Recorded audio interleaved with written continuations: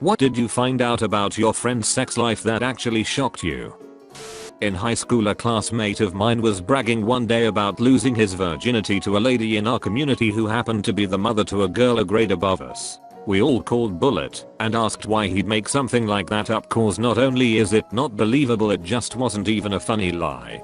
Fast forward 6 months and fellow classmate has to leave class on multiple occasions to go to court. Older lady was bragging to a co-worker about sleeping with said classmate, and now older lady is a sex offender.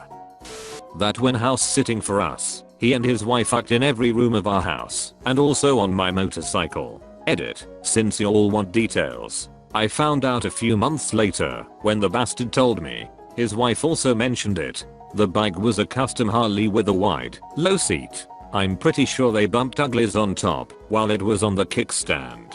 I had a hard time enjoying the bike after that. I ended up selling it to our local city councilman. I didn't disclose the yucking. Years ago, my insecure virgin friend bragged to us about finally losing his virginity to the hottest chick. We didn't believe him because he always made up stories about this which were broken open every single time. He was obsessed with being a virgin at the age of 24 and his one goal was to lose it. Needless to say, he wasn't in a healthy state of mind, and we tried our best to boost his confidence and convince him that it didn't matter, but to little effect. He said that, this time, he'd prove it to us, so we'd know he wasn't lying. Well, one night we're at the pub, and he brings her over. Really gorgeous girl. We gently begin to pry into the details of their sex life. She is very open about it, and says she had been with my friend for 2 months, and that he spent the night with her dozens of times. Afterwards, some of us thought it was a conspiracy, where he paid the girl to lie. We never saw them kiss or anything that night. Eventually, we came to accept it, and felt happy for our friend, because looks like he finally achieved what he so desperately wanted. We never saw the girl again, though this isn't abnormal, because we usually don't bring our GFs around to hang out. A few months later I saw the same girl on the train.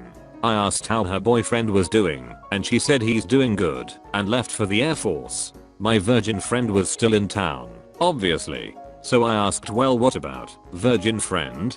Did you lie to us that night? She said that no, he has been over to their house many times for sex. Except the sex took place exclusively between her and her Air Force BF, while my virgin friend watched. She had a kink for sexually humiliating guys, and I guess my virgin friend thought it was better than nothing. Then it dawned on me that the wording she used that night was deliberately evasive, though technically not lying. I never told anyone, and I never confronted him.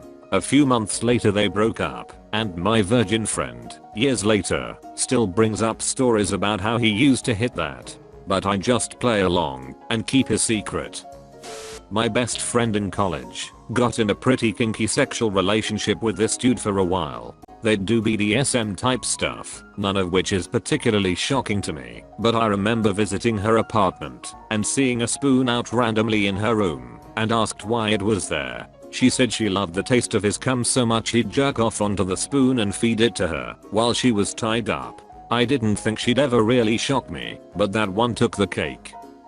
My roommate broke his bed one day after coming home with his girlfriend.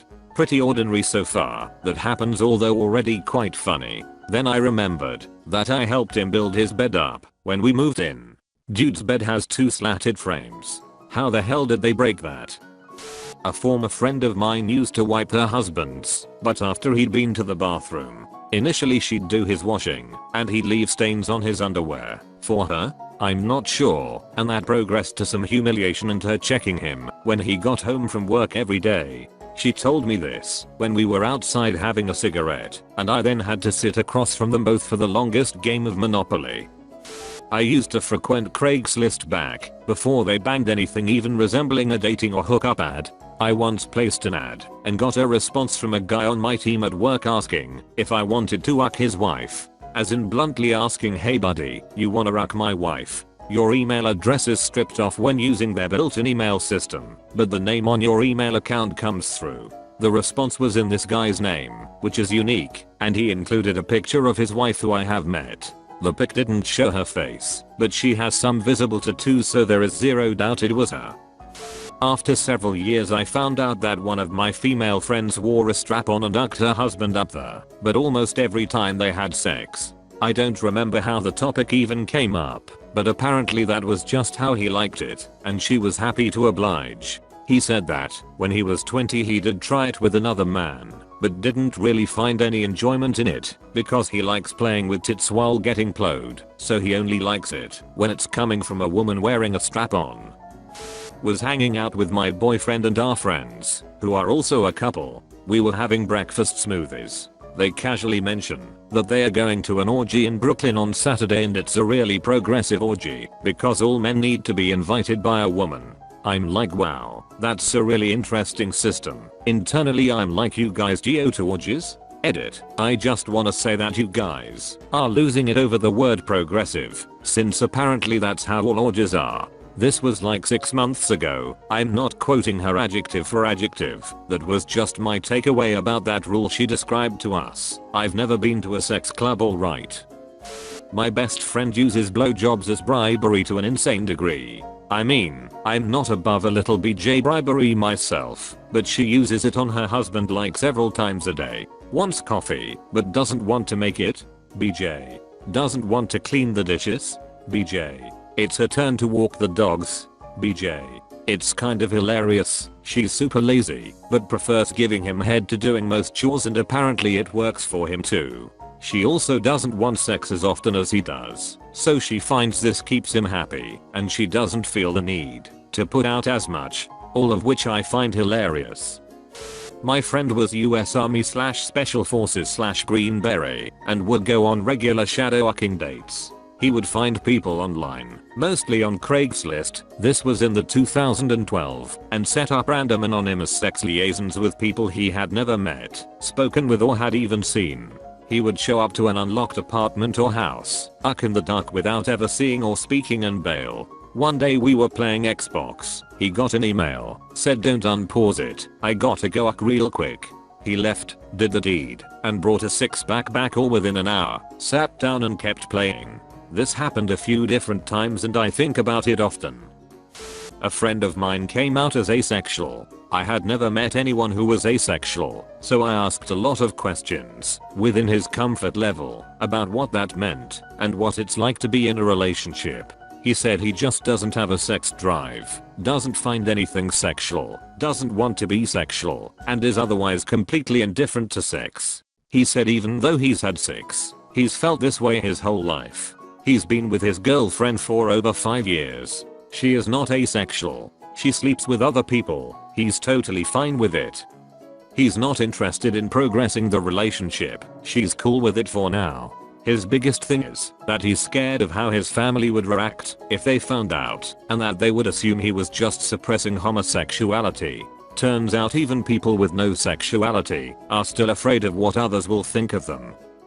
Not much that's shocked me. I have some rather eclectic friends. One's a professional dominatrix, others are swingers. Some have participated in gangbangs and orgies, filmed porn, etc. I've seen photos and videos casually shared over drinks like, oh this camera guy caught me getting railed by my husband at this party, here's a video.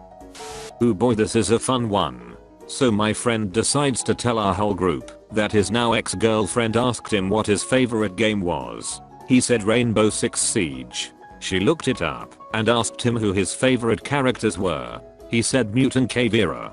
She asked him for $100. He obliged. Sometime later she invites him to her house. He goes there and all the lights are out. The whole house is empty. Suddenly, something jumps from out of nowhere and tackles him to the ground. He looks up to see his girlfriend, in full Kavira cosplay, holding a butter knife to his neck, demanding to know where his friends are. She then motions his side to a chair nearby that has a mute costume and a pack of condoms. One of my former best friends and his fiancée had been together for nearly 5 years and due to be married in a few months when this happened. They were very open about their sex life, saying it was awesome and that they had their fun nearly every night. A few months before the wedding she confided in me that they had actually never had sex before because he was scared. Apparently he had her act like they were having daily sex to make it seem like everything was normal. First couple years they tried and didn't get anywhere with sex. After that he just lost interest in her. Apparently the mental abuse in the relationship was pretty high too, which she completely hid from everyone to save his. This story is why this best friend is now a former best friend.